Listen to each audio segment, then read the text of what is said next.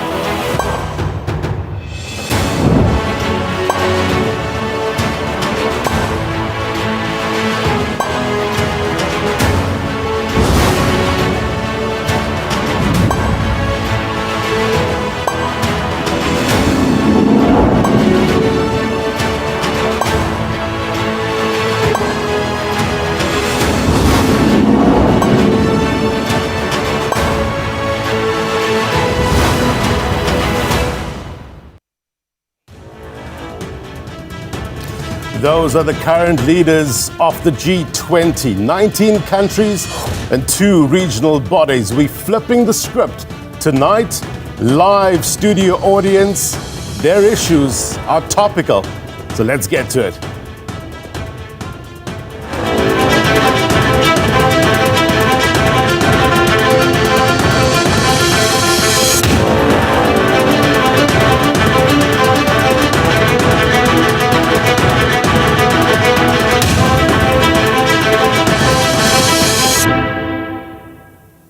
A very good evening to you, South Africa, and those watching around the world. My name is Blaine Herman, and this is It's Topical.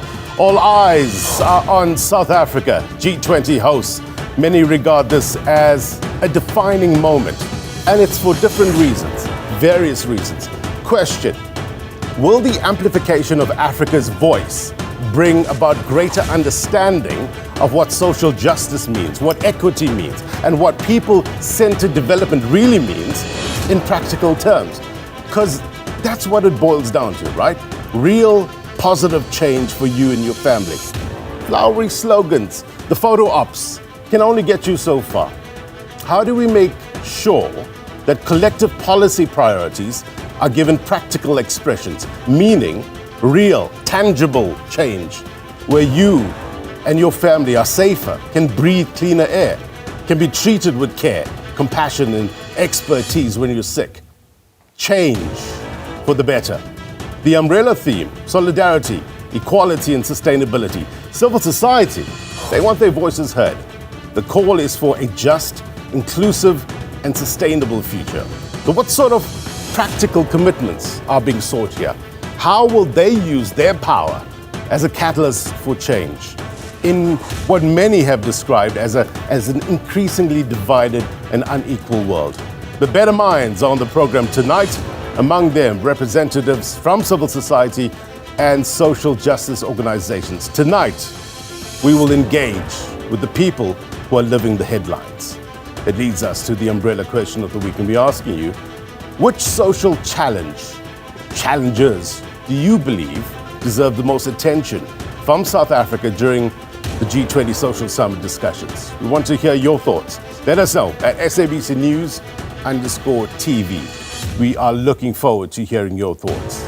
So we decided to take to the streets of the host city, Johannesburg, to ask the same question.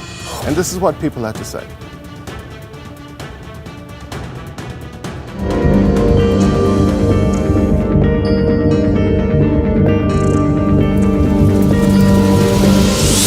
One of the first things we should discuss is obviously gender-based violence.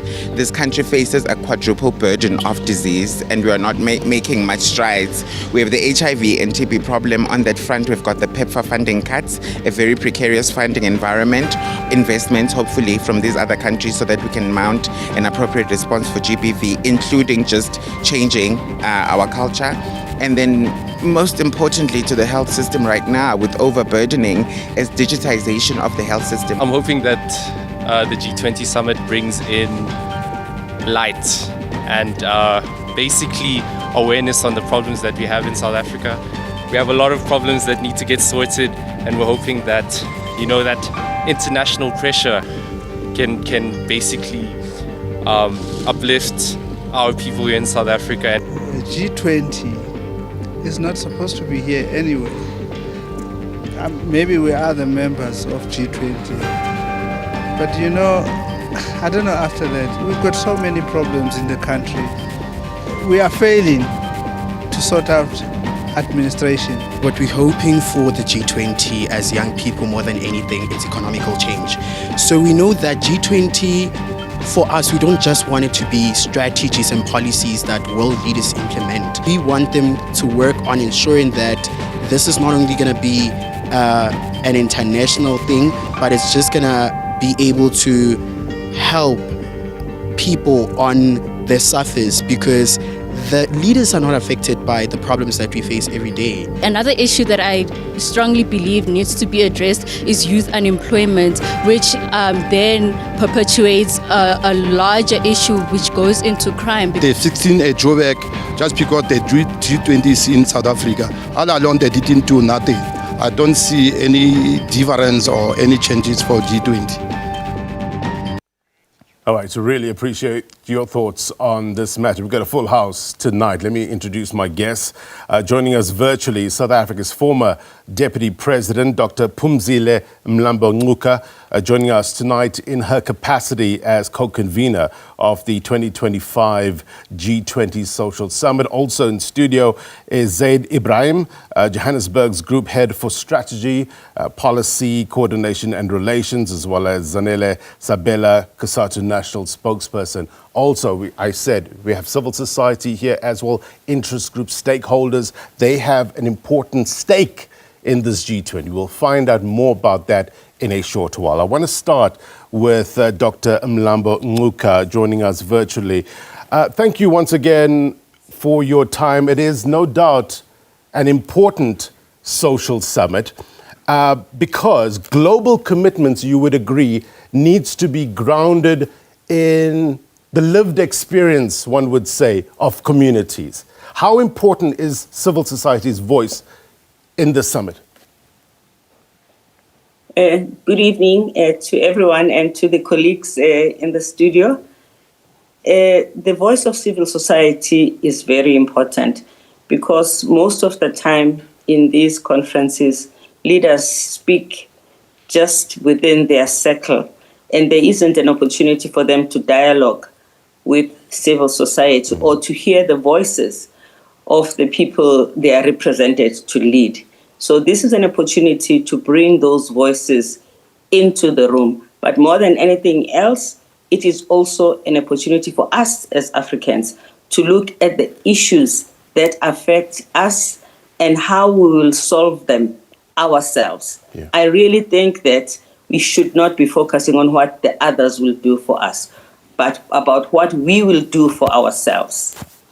Zanele, let me bring you into the conversation. Give that practical expression. Give us an example or maybe recommendations that will come from unions like the one that you belong to. Because sometimes high-level discussions, the detail gets lost. So how do we, when we talk about economic development, when we talk about workers' issues, how can we put that at the forefront that is understandable in the South African context? Thank you so much for having us.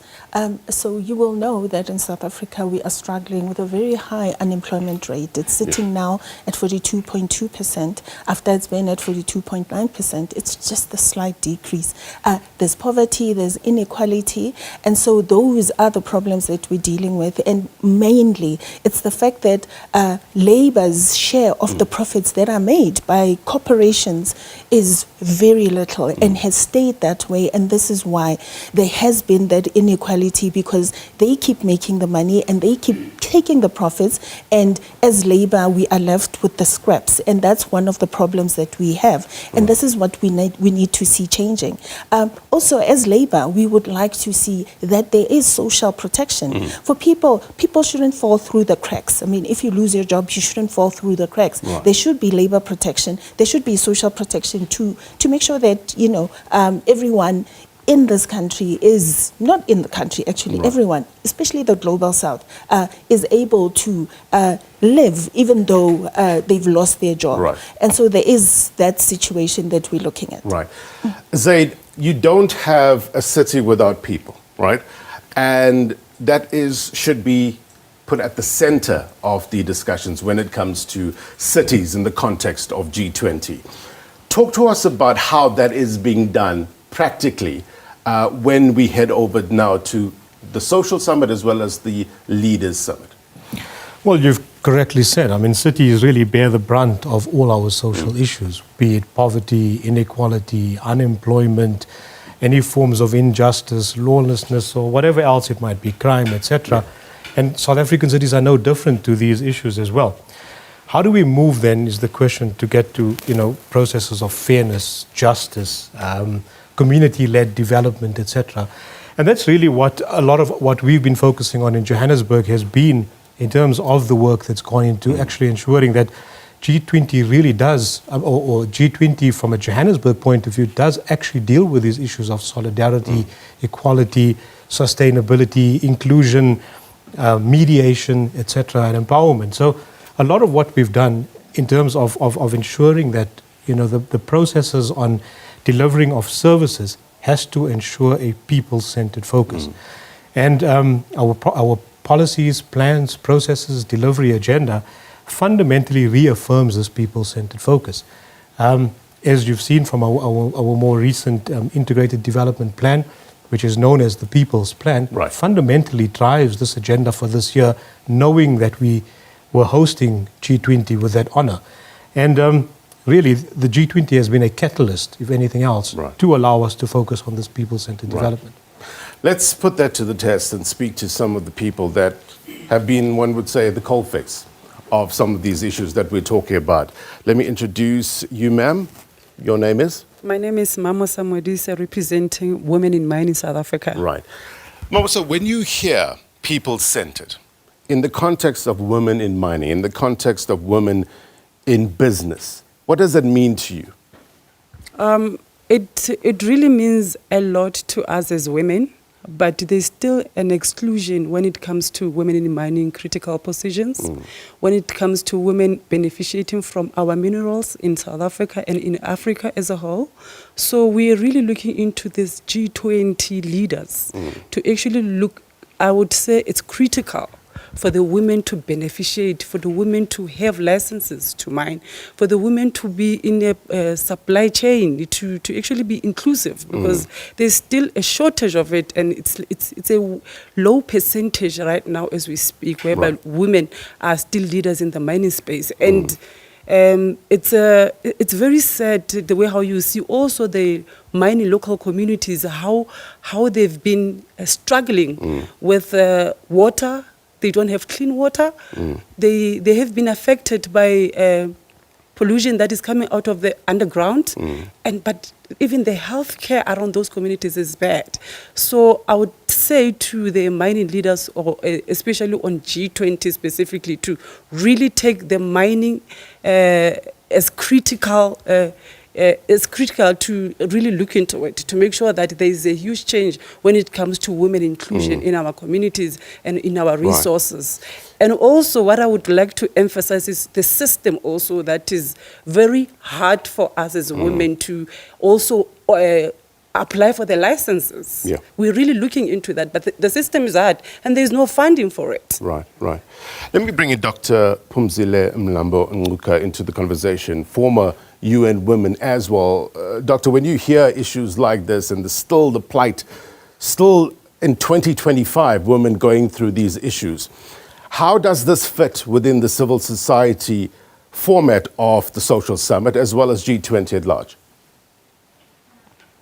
Well, I think if you look at what is happening in the world, we are losing some of the gains that women have been making, because there is a change in the way the leaders look at this whole issue of gender equality. Maybe not necessarily in South Africa, but also in South Africa is also in trouble.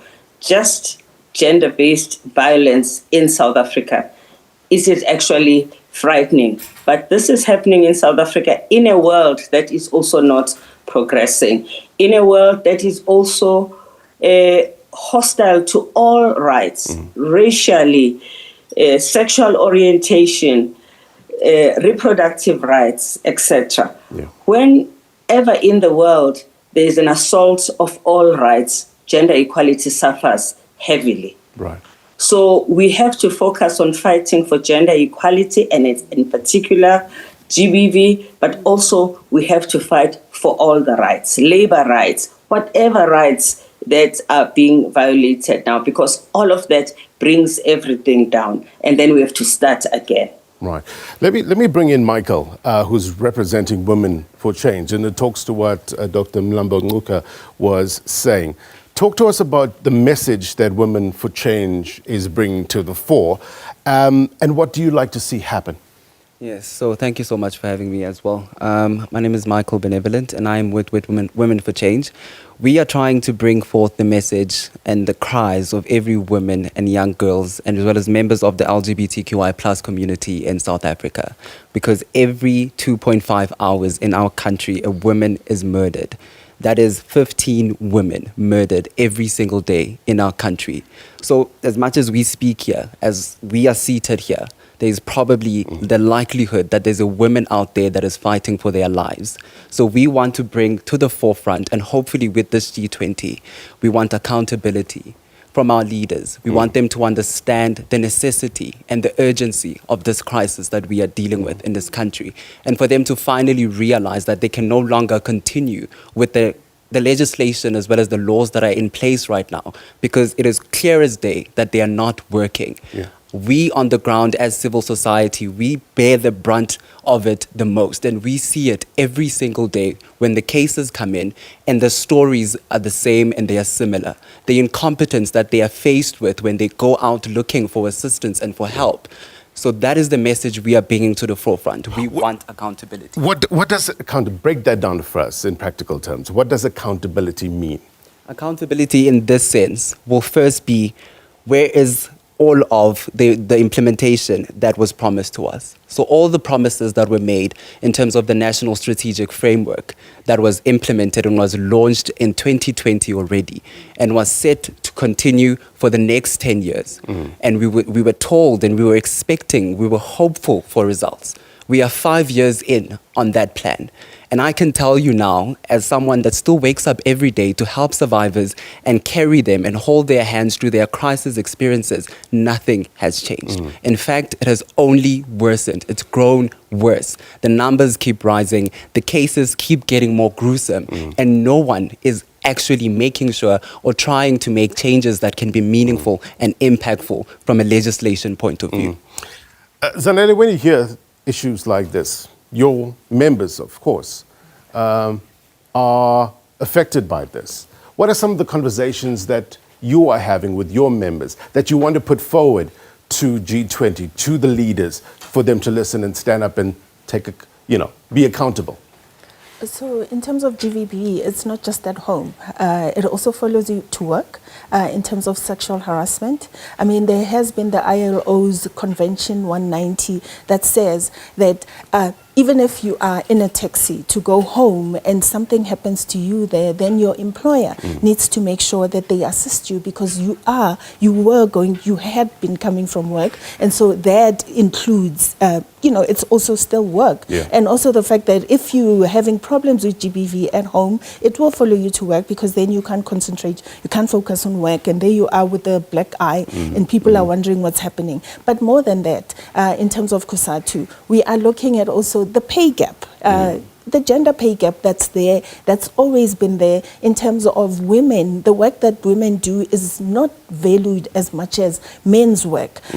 Also, women tend to take over the care work. And that allows men to, when your kids are being taken care of at home by the wife, you are allowed to, it enables you to go out there and make more money and stay late and attend all those late meetings, or even go play golf. Right. And so that's important. But then the work that women do is not as much valued, and that needs to change. But then that also goes into, to look into young people. where we're sitting, I mentioned, our high unemployment rate, but when you look at young people between the ages of 15 and 24, the unemployment rate there is over 70%. And that's mind-boggling. How do we then say, the next generation must come up when these are the problems that we're dealing with? Zayd, policies within cities needs to talk to issues like this in order to protect our women, in order to protect our children. What is being done at city level that we can take forward and say, look, post G20 2025, this is the steps that have been taken to advance the cause? So this is a very important point. I mean, I think we need to move to this point of intersection between people and policy. Yeah. I think for a large time, in terms of the way we look at sort of policy as bureaucrats and officials, is that it's an abstract thing that requires enforcement. And then there's a consequential component which deals with how people are essentially affected. What we need to move to, and Johannesburg and many of our South African cities have had a number of these progressive policies that are cast in stone, that are there, that are regularly being implemented in particular ways. But the key thing is, how do we find these points of intersection? And how do we build in some of these legacy issues that will emerge from the G20? In other words, that we move beyond sort of the talk shops and the seminars and the conversations to real tangible work that empowers on the ground, that really brings about inclusivity in action, that brings about, a particular type of funding and budget and focus for where people need to actually find this level of convergence really with the state. Right. And that fundamentally is how cities can play that particular facilitative role, an enabling role to ensure that, like I said, people and policy converge. Yeah. Let's get more thoughts from our audience. Let me speak to you, sir. Your name and your organization? My name is Phumzile Mlambo-Ngcuka. From the Informal Traders Forum, that is primarily operating in Johannesburg. All right. The build-up to G20. Do you feel included in this G20? I would say that's a very precarious question, because inclusion means that we participate and we can therefore see the results of that participation. Up to so far, I haven't seen the participation, maybe at least not in Johannesburg. But what I do see is enforcement of policy and bylaws whereby there isn't adequate consultation and capacitation and recognition of the sector and other sectors. I'm hearing that also it's not only in the informal sector, but we cannot shun at an opportunity to develop sectors respectively. But then the inclusion rather has been minimalistic to say, but then maybe as a redress to that, maybe further consultations and assistance of our government from these other world leaders to implement policies, because policy is just policy if it does not enrich or empower the it says to that is directed upon. Dr. Mlambo-Ngcuka, I just want to go to some of my notes that something jumped out at me, and the issue of inequality, and something that has been very topical over the past couple of days with regards to the Global Inequality Report. One of the most urgent concerns, many would argue, is the issue of inequality, and it touches on every aspect of our lives. How is this being addressed in a fundamental way at the Social Summit? So the different engagement groups have taken different aspects of inequality. Inequality is social, is economic, and is political. But probably the pressing area right now is economic. And as well as access to education, which allows people to take the next steps and to experience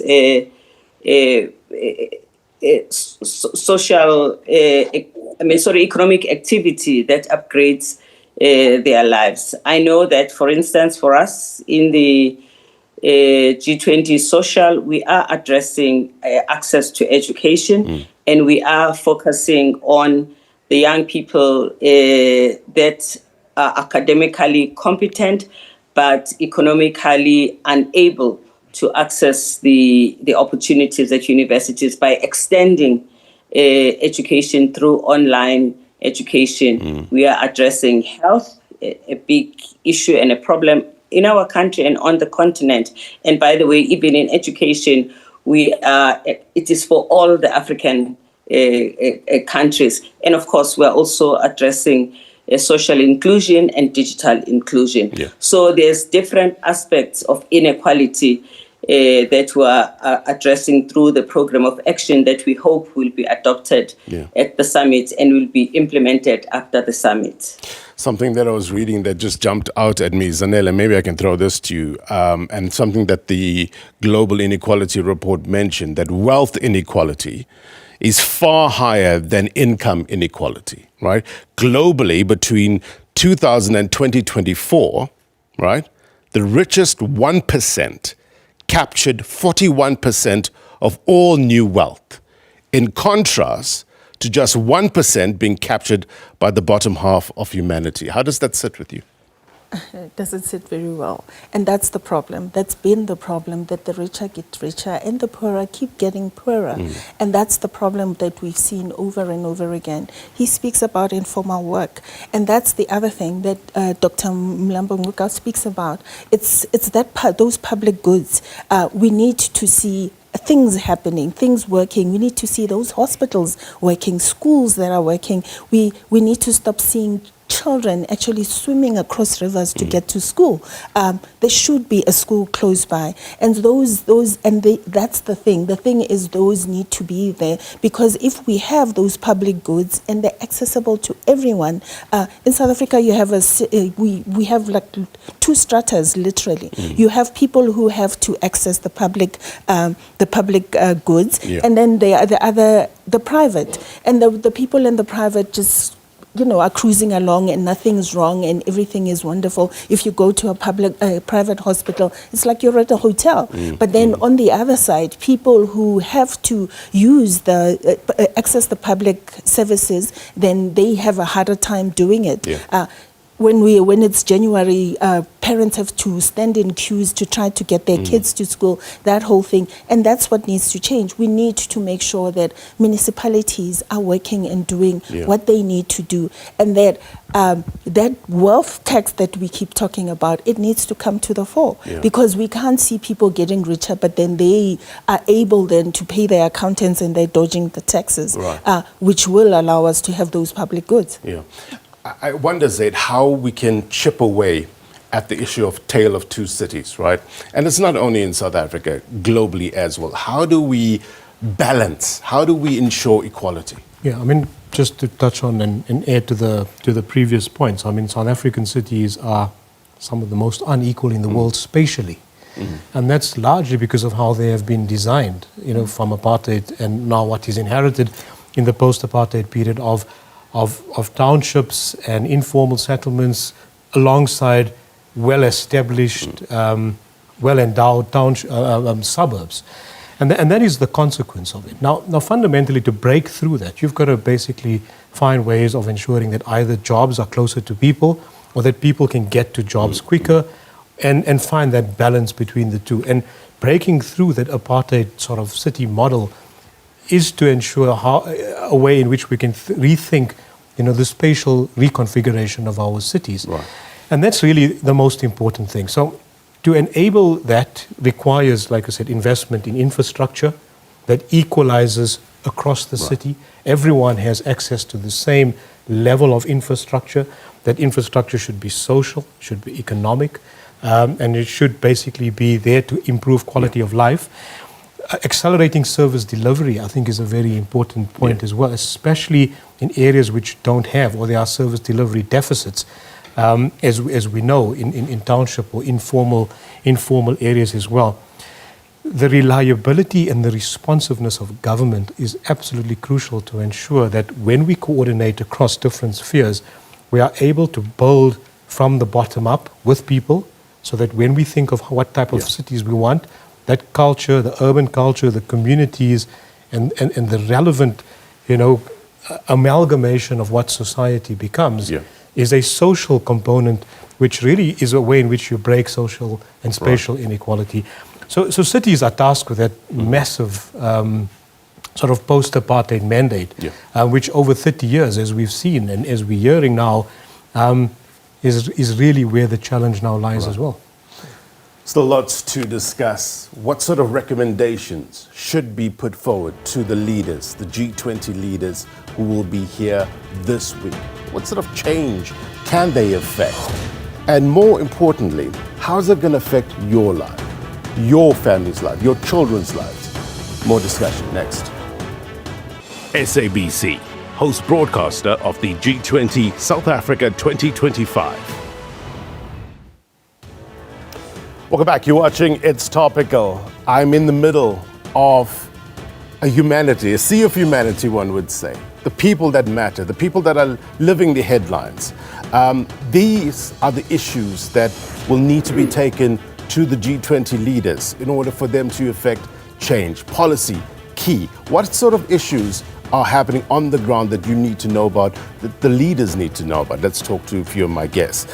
So thank you very much indeed for making the time. Your name and your organization? My name is Louwin Zimande from the South African Disability Alliance, which is an alliance of 22 disability organizations in South Africa. Right. And what sort of priorities or issues that you think needs to be put to the fore here in South Africa and also around the world? Fundamentally, what are we talking about? What is this conversation about? This conversation is about humanity. And if it's about humanity, is about solidarity, equality, sustainability of what we agree to do. And if that's the agreement that we have, if we talk everything is inclusion. We are a diverse people of the world. All constituencies. We will talk labor, we'll talk business, we'll talk government, we'll talk civil society. But all of these are powerful constituencies, particularly the three, labor, government, and business, with all the resources. And us as the civil society coming hand in cap, requesting for recognition, requesting for equality. And that's all what we ask from the three powerful constituencies. Give the resources equitably. And if you give the resources equitably, then you will achieve the outcome of what is the aspiration of the humanity. And humanity is to live satisfactorily as human beings, as citizens, and as everybody. Right. As the disability sector, this is what we're asking for. Inclusion. Let me put that to our guest, Dr. Phumzile Mlambo-Ngcuka. It's a plea. It seems like a simple plea. It seems like it should have happened a long time ago, but evidently it's not. Are you confident, ma'am, that this will have practical expressions within the discussions within the G20 Leaders Summit? I think that these three big constituencies have brought themselves into this forum knowing that there are these expectations. It surely has to be something that they have to take to heart, because all of these issues that the colleagues are raising are not new issues. We know them. We have attempted to address some of them, but we fell short. And this G20 offers us another occasion to look at these issues from an African perspective, because this is where people suffer most. And we do not have to be depending on what the others will do across the seas. What will we do for ourselves and for our people? I really want to emphasize that. We have the largest number of delegates who are coming to this G20 from African countries, African governments, African business, African civil society. So there's clearly a big interest from the continent on what will come out of G20. Yes, we have a sizable list from the rich country that will be there, maybe not all, but a sizable list. But for me, what will we do for ourselves as African? That for me is fundamental. And all of these issues must be addressed to us in Africa. And we must respond accordingly and use the resources we have in Africa. Africa is not a poor continent. We have poor people because we make bad decisions. And that is what we have to grapple with and correct ourselves and stop begging other people. So your name and your organization? Yes, my name is Patrick Mahlakwani, the National Chairperson of Disabled People South Africa. To what extent are we making bad decisions? We are making bad decisions because the government is not giving us the platform to represent our issues ourselves.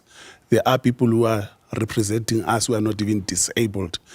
In terms of this G20, we are saying we want the G20 to recognize the D20, which is a platform for disabled persons, where they engage with the issues that affect them.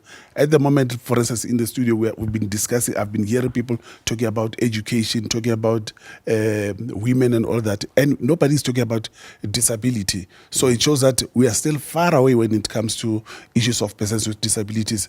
The issue of education, there are still many children with disabilities that are not attending school because the schools are not accessible, because the roads are not accessible. You know, everything that the leaders have been saying about what is happening in our community is because of our poor planning.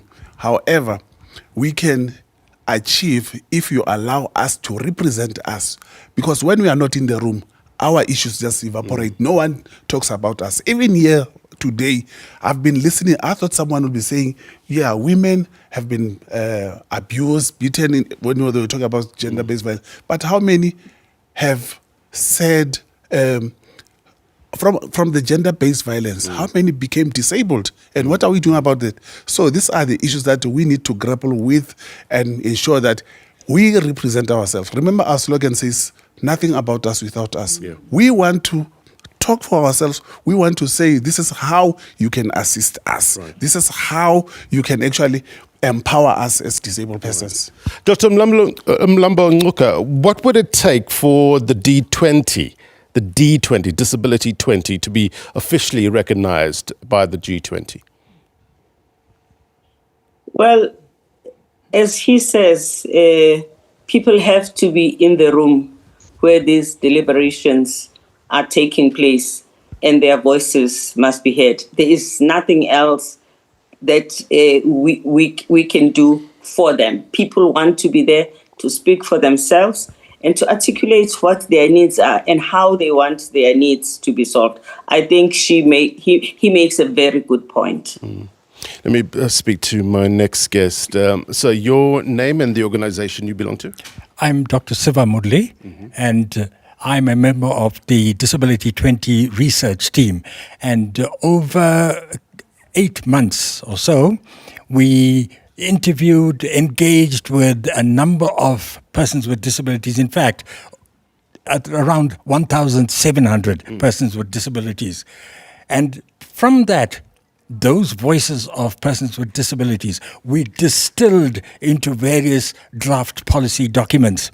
And the outcome of which was firstly the global declaration, which hopefully we will present to the G20 leaders, and secondly, a call to action, which in broad terms would be the national declaration, with all the recommendations to the leaders in South Africa, the government in South Africa, to actually implement what persons with disabilities have been saying.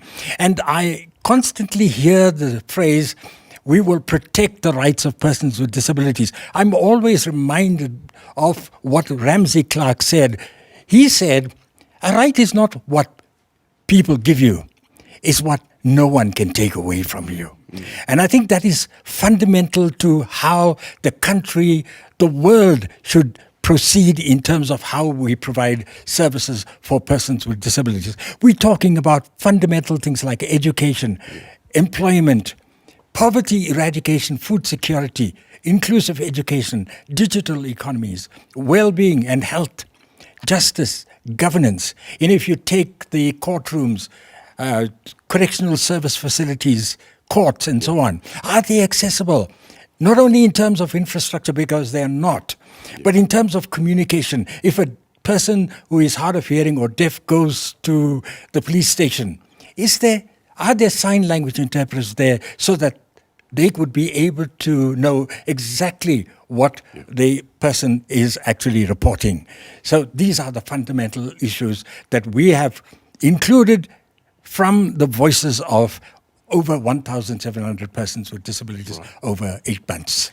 So Ebrahim, you've sat in these high-level meetings as part of the Urban or U20.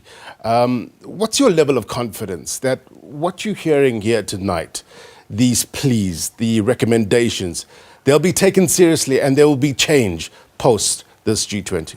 Yeah, I mean, the same concerns of what the Urban 20 raises to the G20 are also within the same confines of the terms accessibility, equality, sustainability, etc. What we're saying is we might gain some diplomatic legitimacy from the language, of what the Urban 20 and what we've basically said. But what we really want is much more longer-term improvements in terms of that recognition. Now, cities are exactly places where we talked about, people who make up cities. One of the key issues that we raised from the Urban 20 working group was on this issue of the social inclusion and social and recognition of all members of society. And in the Urban 20, I think what's an important point is, we've seen cities from New York, London, Paris, etc., who are forming part of those conversations, also having the same issues in those cities. Now, we need to find a way of saying these agendas that are going to be shaped must, move beyond the multilateral conversations and the expectations of the everyday talk shop sort of style of conversations that derive, some value, and to say these are the real issues that are facing cities, whether it's in the global south or north. These are the same issues. Making cities more accessible, making them more equal is a fundamental component of ensuring that, we need to ensure that the outcomes are factored into what would be the leaders' declaration next week. So it's a multifaceted human and social conversation that you're also having alongside a technical, infrastructural conversation of how cities need to be done and structured and designed and built up. And at the same time, people who make the cities need to be factored in at the very basics of how we get there. Because I guess, and the sentiment you hear everywhere you go is that people are sick and tired of being sick and tired, They want change, and they want change now. You said that this is a platform for Africa to put forward Africa's agenda, and by de facto, South Africa's agenda.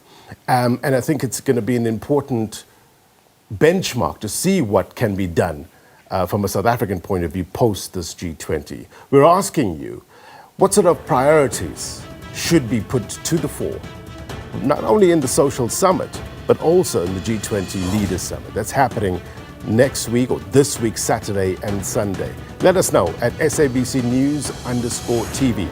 More perspective coming up.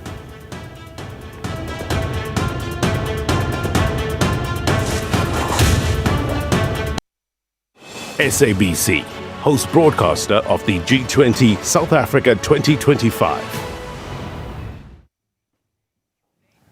Welcome back. You're watching It's Topical. We're asking you the question, which social challenges should be prioritized, should be given the most attention at the Social Summit and by extension, the Leaders Summit? And one of the issues that we're grappling with as a nation, as a country, and this is worldwide as well, gender-based violence, the killing of women, the killing of children. How do we stop it?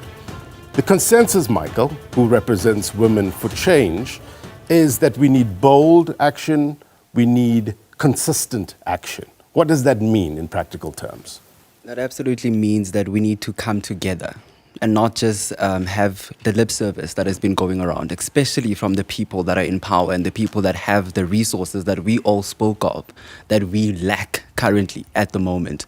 The people that have the funding, the people that will be able to deploy the emergency funding, because this is an urgent crisis that requires emergency deployment of resources and of funding. And thereafter, to have a multi-sectoral approach to it. That means engaging every sector in terms of civil society, in terms of corporate, in terms of government.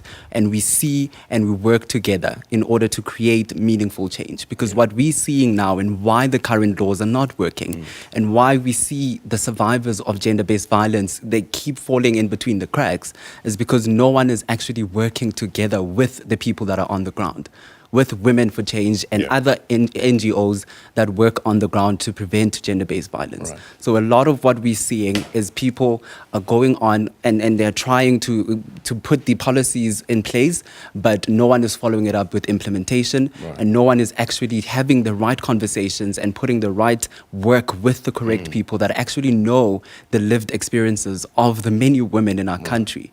So that's what we need more moving forward, and that's what we're hoping to get. That's why we're hosting a gender-based violence shutdown on the 21st. We want not only for the government to recognize and hear this and see the plea for urgency, but also to realize that we are also offering ourselves. We're saying we are here. We want you to work together with us post the shutdown, post G20, so we can actually because what matters and the people that matter are the survivors at the end of the day. So GBV and the numbers is what we are all targeting. But unfortunately, the call has not been met from the government side of. And I think it's so important to get ahead of it, right? Dr. Mlambo-Ngcuka, do you think that we are so preoccupied with dealing with the immediate trauma that women are going through, that children are going through, that we are neglecting ways of how to prevent this from happening?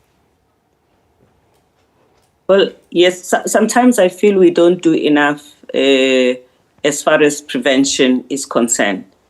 That is important because the first prize is that no woman is violated. However, to the extent that women are being violated, I don't think that we can ignore those women who are crying for help. So we definitely have to have our 2 feet on both sides. That's the reality of what we do. But addressing prevention, ensuring that boys and girls from a very young age accept and understand that violence against any gender is not acceptable and that violence against women will not be tolerated is something that we have to work on much harder, and we must make sure that we reach out to these constituencies that we have not been reaching as effectively as we should be. Ms. Modise, we have the B20 coming up this week. How do you think business can play a role in these social issues? Businesses can play a bigger role into these forums because women needs to be given an opportunity to be in the supply chain space, to be in a procurement space. When you look into the mines, most women are struggling to be in the procurement space because remember, mining industry is a man-dominated industry. So for women, men always feel like we cannot do it. I worked underground myself. I've worked with Anglo and Sibanye Stillwater. I know how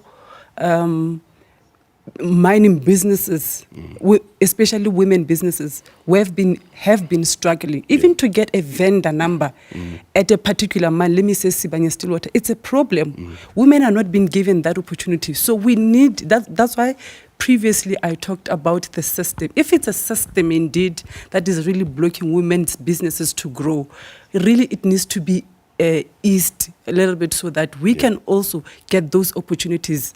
We can be able to also supply or manufacture as women. Yes. In the informal trader space, how can you make a difference in that regard? I think the most critical thing that I think we overlook is that people in general, not only in the informal sector, but in business, find it hard to have an economic identity. Our sovereignty in this country should also stem from that we have an economic identity. If we hear of issues that women are being sidelined in mining and national assets are being sold off to other countries with capital, and we look at the informal sector, we have aspirant young entrepreneurs who want to go to the next level and create labor forces, create employment, finance corporate social responsibility. I want to say corporate social responsibility has played a greater role and impact than many government institutions, because it is people who care where their money goes, and that comes from business. It cannot come from anywhere. So business should be at the highlight of the economic identity. Government should be honest that it cannot solve all the problems socially, economically, or otherwise. Right. I've got 30 seconds left. Thank you for your time. Zanele, I wanted to give you the final word on that. Economic identity, does that make sense to you? Economic identity does make sense to me. But then I wanted to also bring in, he spoke about we saying nothing about people with disabilities. And in the world of work, only 1.8% are people who have disabilities, and that is a problem, and obviously it's one that we need to look into.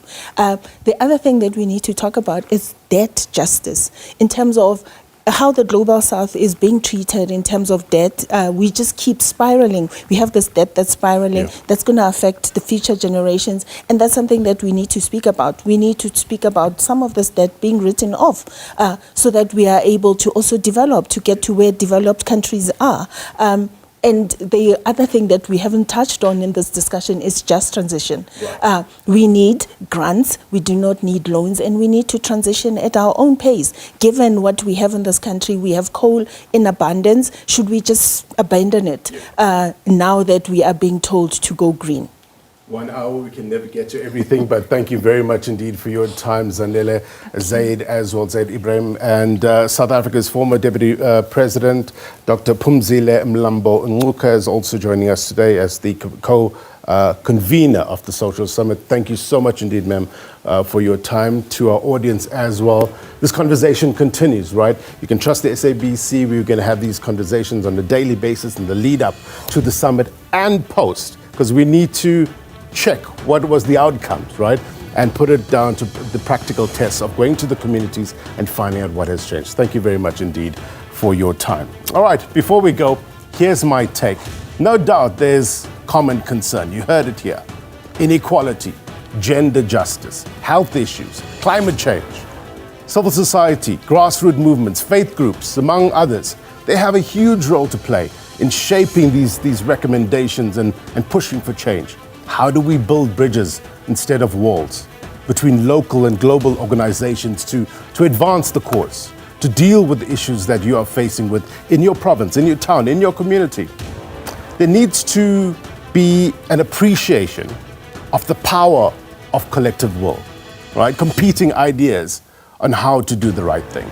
Solidarity among citizens in the pursuit of better. But here's the bottom line, and that's something that needs to be factored into decision making. It's only when we remember the last, the lost, and the least do we become first. And that's my take. If you miss anything on this program, then be sure to watch this episode of Topical on YouTube, as well as SABC Plus. Unwrap Africa up next with Tembekile, followed by another edition of G20 Focus with Tula Sizwe at 8:30 tonight. If you're watching a repeat of this program, then as always, the news continues. Until next week, my brothers and sisters, take care. Bye-bye.